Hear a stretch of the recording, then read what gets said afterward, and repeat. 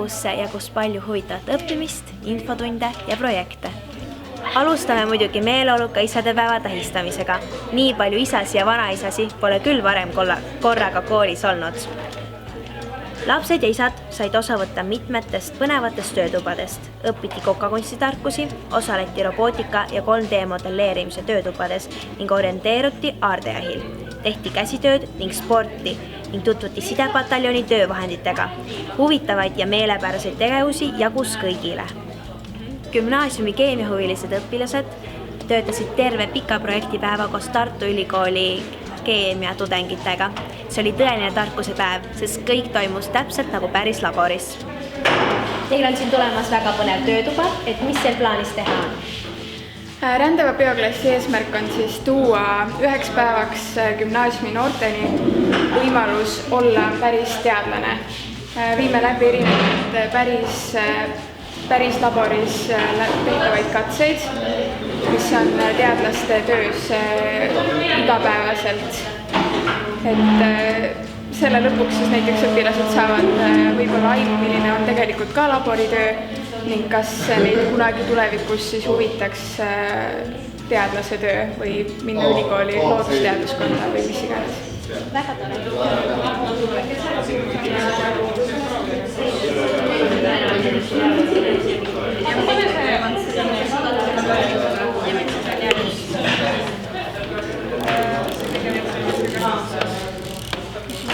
Ja see on tõesti väga oluline, kui selle enne otsiku peale või filmi ikka paneksite, et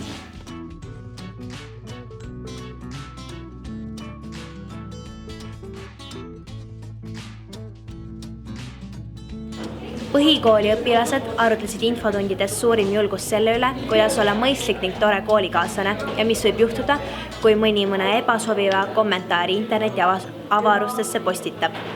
Meie kooli Hugo Treffneri gümnaasiumi ning Pärnu Sütevaga humanitaargümnaasiumi koostööprojekt KOKOKO tähistas sel aastal juba oma 16. aastapäeva.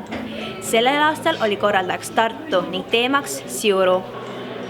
Mis sulle sel korral KOKOKO juures kõige rohkem meeldis ja meelde jäi?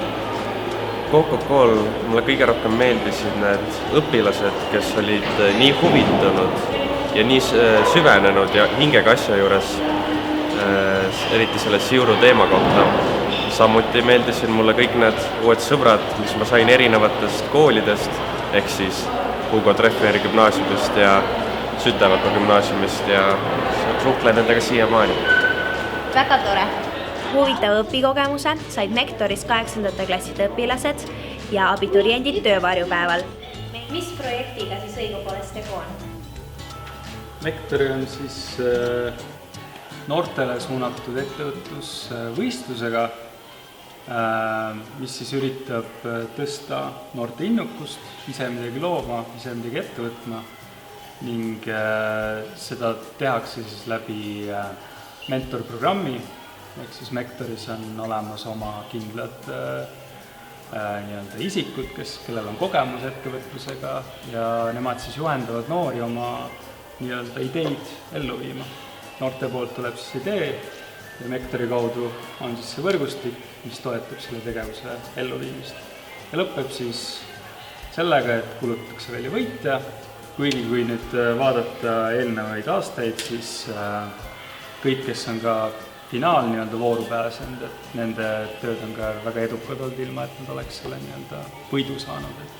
Pigem on see laia pinnalisem, et üritatakse siis haarata noori juba varakult oma ideid teostama. Väga tore, suur aitäh! Meie 12. klasside õpilased olid töövarjuks 60 erinevas ettevõttes ja asutuses. Ka 9. klassidel olid töökad ja kiired päevad, sest toimus ju loovtööde kaitsmine. Jah, meie kooli noored on tõesti ettevõtlikud ja loovad.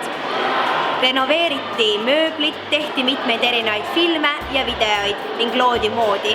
Täna on 9. klassidel väga oluline loovtöö kaitsmine.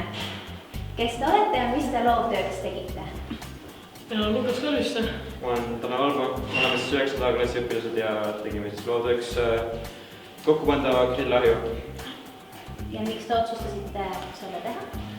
Põhiliselt lihtsalt kogemuse pärast, et tahtsime siis metalliga töötamisega tuttavaks saada ja ka isegi midagi teha. Väga tore.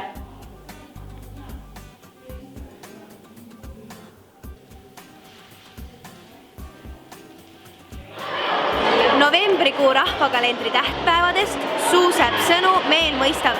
Muusikat kõneles Marju Kõivukuu. Muusikalisse tervituse andis Eesti Kontserti muusikud ning võtsime vastu ka väliskülalisi Saksamaalt, Prantsusmaalt ja Brasiiliast. Trimestri lõpetas aktiivõppepäev.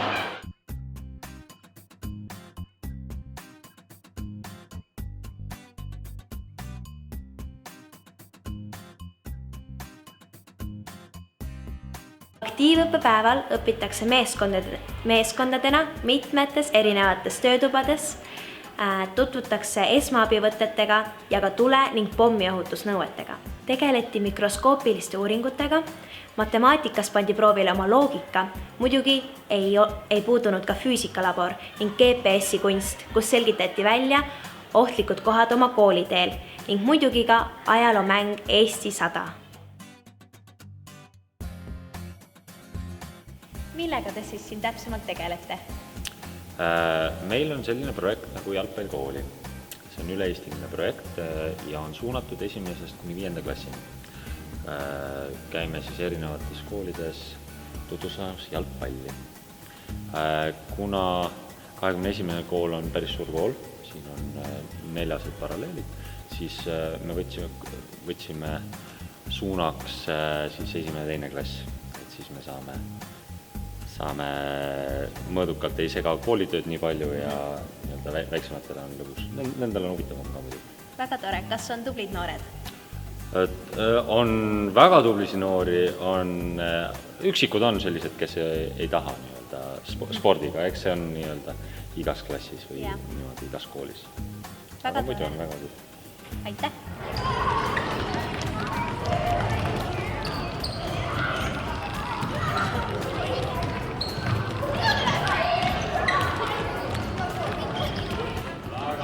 Nüüd joonista O-täht, joonista maa siseküljega.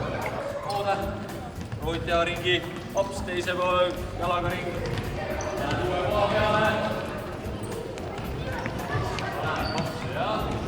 Novembrikuul jääb kooliperet rõõmustamas suur ja väärikas auhind, Euroopa ettevõtlusauhind 2017. Mida see auväärne tiitel meie koolile tähendab? See auväärne tiitel tähendab, et meie pikaajalist tööd on tunnustatud, seda, mida me oleme teinud aastaid 21. koolis ettevõtluse, ettevõtlikkuse arendamisel ja loomulikult ka neid samme, mida viimase paari aasta jooksul, kui me oleme sisse viinud ettevõtluse õpetuse alged ka meie 2. klassi ja firmade programm 5. klassis ja sellised tegevused, nii et me oleme selle üle uhked arvatavasti kõik. Nii õpetajad kui õpilased, kes õpivad majandust ja arendavad oma firmategevust. Sellise suurepärase saavutusega on tore lõpetada meie tänane saade. Järgmine kord näeme juba jõulukuul.